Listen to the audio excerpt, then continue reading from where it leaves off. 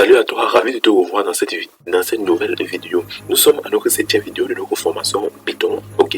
Et dans cette vidéo, nous allons aborder une nouvelle notion, à savoir les encres utilisateurs avec le input. Je vais dire que cette vidéo, c'est une vidéo 2 en 1, car aussi au sein de cette vidéo, nous allons voir aussi les types de conversion en Python, ok? Dans la vidéo précédente, nous avons vu les différents opérateurs que nous pouvons recourir en Python et comment on les manipuler, ok? Dans cette vidéo, il sera donc question pour nous de voir les encres utilisateurs avec le input. Rendez-vous juste derrière le générique.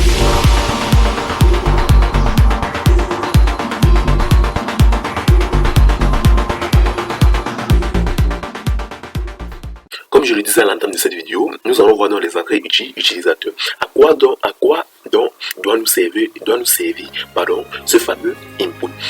Le input, en fait, est cet élément-là ou est cette fonction-là en Python qui va permettre en fait à l'utilisateur d'interagir avec la console. Ça va se voir un peu. Parce que vous avez remarqué qu'au début de nos formations, ce que l'on fait, on essaie juste de taper, d'afficher les résultats avec le print. Mais l'utilisateur n'encode pas réellement ces informations qu'il veut, en fait ces données qu'il veut. Ça va se voir un peu. Imaginez que vous voulez par exemple faire l'addition de deux nombres, ok, et que c'est l'utilisateur qui doit encoder lui-même ces nombres. Ok, comment il doit faire? C'est donc à l'aide de ces inputs que cela peut donc se réaliser. Ok, si on remet par exemple au niveau d'ici et que en fait ça, je vais donc effacer tout ceci et je vais par exemple mettre, ok, ici je vais plutôt mettre ceci, ok, ici je vais faire 6e vidéo, pardon, 6e vidéo.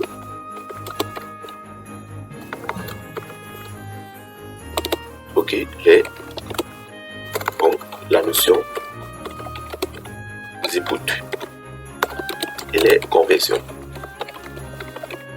Ok, maintenant au niveau d'ici, ok, je peux déclarer une variable pour dire par exemple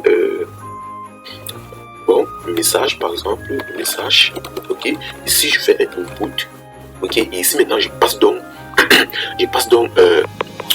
en fait l'expression que je veux renvoyer. En fait, ici vous voyez que input ici est un objet, c'est un prompt, un objet, et qui retourne quoi? Un script. On va revenir cela plus tard pour que vous compreniez mieux la chose. Ok, ici par exemple je peux dire écrivez par exemple, écrivez votre message. Ok, ici je fais un print message. Ok, c'est un coup nouveau de mon terminal et que je nettoie ça par exemple et que je réexécute encore mon code. Vous voyez que écrivez vos messages. Ici je peux dire bonjour à tous. C'est un peu trop. Ok, vous voyez que j'ai bonjour à tous. Ok, ce que je vais faire en fait au niveau d'ici, je vais par exemple mettre ce caractère là. Ok, c'est bon. Ici je peux dire bonjour à tous. Ok. Okay, vous voyez que j'ai bonjour à tous qui m'étaient envoyés. Ok, maintenant revenons donc sur la manipulation ou sur les fonctionnalités de ce fameux input. Ok, ça va se voir un peu. Ok, comme je vous ai d'abord dit, input est cette fonction là, ok, qui prend un prompt. En fait, on va dire que c'est un prompt qu'on écrit ici, comme vous voyez à l'écran au niveau d'ici, ok, qui retourne quoi? Un script. Ça veut dire quoi? Ça veut dire que le input est cette fonction là qui doit toujours retourner une chaîne de caractères. Ça va se voir un peu. Cette fonction-là qui doit toujours retourner chez les caractères. Maintenant, imaginez donc que vous demandez à l'utilisateur d'entrer un nombre. Et ça va se voir un peu. D'entrer un nombre. Ce que je vais faire au niveau ici, c'est que je vais déclarer une variable qui va m'appeler x. Au niveau ici, ok, et qui ici je vais dire, ok, entrez votre nombre. Ça va se voir un peu. Ok, ici on va faire print int. Ok, ici maintenant, qu'est-ce que je vais faire? Ici je vais encore déclarer. Donc, ce que je vais faire, juste de copier tout ça là. Ok, ici je vais plutôt mettre quoi? Écrit. Ici je vais mettre entrer vos groupes. Ici je vais par exemple du premier nombre. Ici entrer vos groupes. Deuxième nombre. Ok, ici je vais faire print écrit. Ok, mais ici je vais prendre le result égal à quoi? Bon, c'est-à-dire que moi. Ok, elle est égale à x plus y. Ok, ici je vais faire quoi? Un print. Ici je vais faire print result.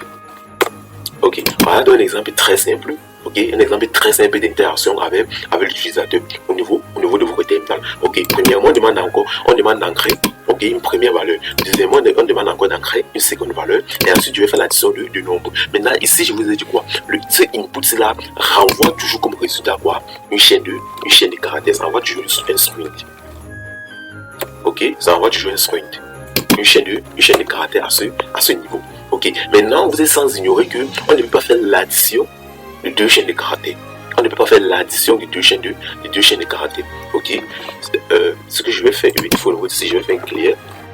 Ok, je vais réexécuter dans mon programme. Ils sont dit qu'encore vous nombre, je peux mettre par exemple 56. Encore vous second nombre, je peux mettre 68. Ok, ce que vous avez, ce que ça a fait ici, en fait, c'est quoi? C'est que ça a fait 56 et ça a juste récupéré.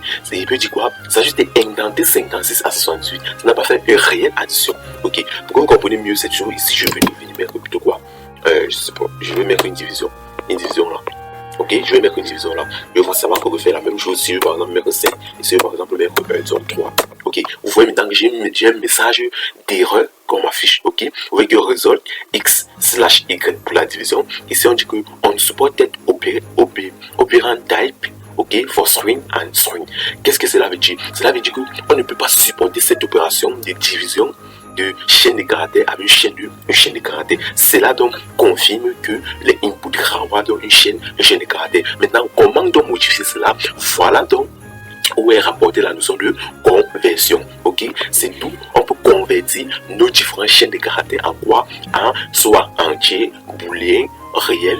Ok, c'est pas trop ce que vous voulez, n'importe quoi que vous voulez. Pour le convertir, c'est très simple. Au niveau de ici, vous venez juste mettre, ok, au type de données que vous voulez convertir. Par exemple, moi, je vais convertir ça en entier. Ici, je vais juste mettre un int, ok, puis je vais venir couper ça là, je vais venir couper ça, et ok, je vais venir coller ça là. Ça passe, vous voyez un peu, ok, puis je vais juste copier ça et je vais mettre ça là. Ça passe, vous voyez un peu. Si je réexécute encore mon programme, attendez, je ne peux pas savoir. Ok, j'espère que c'est bien lisible. Si je réexécute encore mon programme, ok. Si par exemple j'ai encore maintenant, disons 50 au niveau d'ici, ok, que j'ai encore 10 par exemple au niveau d'ici, vous voyez que le résultat c'est quoi? 5.0. Ok, 5.0. C'est pas ce que vous voyez un peu. Le résultat c'est 5.0 et que l'opération s'effectue normalement. Voilà ce qu'on appelle donc la conversion type. Qui nous permet de convertir, ok, une chaîne de caractères ancrée par l'utilisateur à un entier, à un réel, à un booléen, à n'importe quoi. Ok, à n'importe quoi, ce que vous voulez. Vous voyez un peu. Voilà un peu, en fait, un exemple. Vous pouvez convertir à n'importe quoi. Ok, si je fasse ça par exemple. Si je fais ça par exemple, je déclare une variable que je peux appeler prix par exemple, et que au ici, je fais un float. Ici, je fais une input. Ok, et que je dis c'est là que entre votre prix. Entre votre prix, ok. Ici maintenant, qu'est-ce que je vais faire? Je vais faire un print. Bon, mettons plutôt ici. Ok, je vais dire votre prix est de. Ok, votre prix ou bon, ceci j'aimerais faire une opération. Ici, je vais dire le double de votre prix est de. Parce que imaginez par exemple que une personne par exemple achète une marchandise, par exemple, c'est pas trop deux marchandises et que encore vous avez juste le prix unité de votre marchandise et puis on fait l'opération. C'est pas ça vous voyez plus. Ok, ici on va prendre le prix. Et ici, on va dire multiplier par 2. Ok, multiplier par 2. Ça passe, vous voyez un peu. Ok, ici, je reviens, je remets j'exécute mon code. Ici, par exemple, je mets 5. Ok, vous voyez que le double de votre prix est combien? Est 10. Ici, vous pouvez par exemple mettre 10 et que vous mettez par exemple franc CFA. Ça dépend de vous. Ok. Je peux par exemple mettre 10 en gros niveau ici et que vous voyez. Je mets par exemple au repère de 20 francs CFA. Vous pouvez en fait convertir, comme vous voulez. Ok, maintenant comme c'est une chaîne de caractères qu'on a entré ici là, si je réexécute encore mon code, que par exemple le prix par exemple je peux dire 25.52 par exemple. 25.52, vous voyez qu'on affiche directement le prix. Ok. Ok, vous pouvez faire ça autant de fois que vous voulez. Vous pouvez faire ça autant de fois que vous voulez. On peut par exemple convertir ça en booléen. Ok, je mets un bool au niveau d'ici. Pardon. Ok, je mets un bool au niveau d'ici. Puis je fais input. Ok, vous pouvez en fait indenter En fait, vous pouvez en fait indenter les types, ok. Ici, je peux encore venir, mais ici, je peux en fait couper tout ça. Ici, je mets int, ok, et puis je copie ça là, je colle ça là. Il n'y a pas de problème, il n'y a pas de souci, ok. Ici, par exemple, je peux dire taper 0, taper 0 pour false et 1 pour true. Ok, taper 0 pour false et c'est 0 pour false et 1 pour true. C'est pas si vous voyez un peu. Mais au niveau de mon print, ok, ici, au niveau de mon print, ok, et puis j'ai la valeur boolean. La valeur boolean est, et puis je passe ma valeur. Maintenant, je passe, bon ici c'est prix. On va prendre ça comme ça. Prix. Ok, la valeur boolean est, puis je passe prix. Ok, si je viens, je réexécute encore mon code. Ok, on dit taper 0. Bon, ici, je peux faire que ça soit mieux indenté comme ceci. Ok, je fais un clear. Ok, ici, tape 1. Par exemple, vous voyez que la valeur boolean est true. C'est pas si vous voyez un peu. La valeur boolean est true. Vous voyez comment ça convertit donc les nombres ainsi.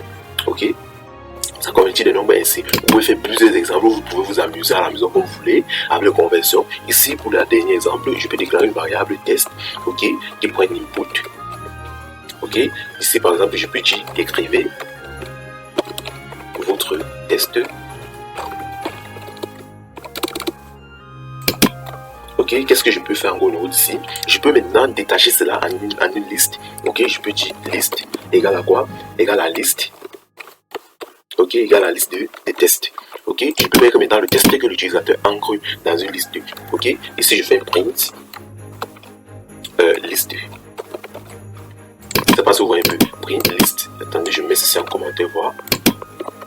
Ok, ici par exemple, si je exécute le programme et que je tape par exemple formation. Ok, vous voyez que j'ai en fait indenté toute formation dans une liste. Vous voyez que ça met chaque lettre au sein de formation. Ok, voilà donc comment vous pouvez donc jouer avec les types de conversion. C'est pas ce que vous voyez un peu. C'était donc tout pour cette vidéo. J'espère qu'elle a été très bien expliquée. Si tu as des incompréhensions, n'hésite pas à les mettre en commentaire. Ok, surtout abonne-toi pour encourager la chaîne. Laisse un pouce, ok, pour aussi m'encourager. Ok, et disons-nous à la prochaine vidéo où nous allons commencer notre deuxième module. D'ici là, portez-toi bien et disons-nous ciao.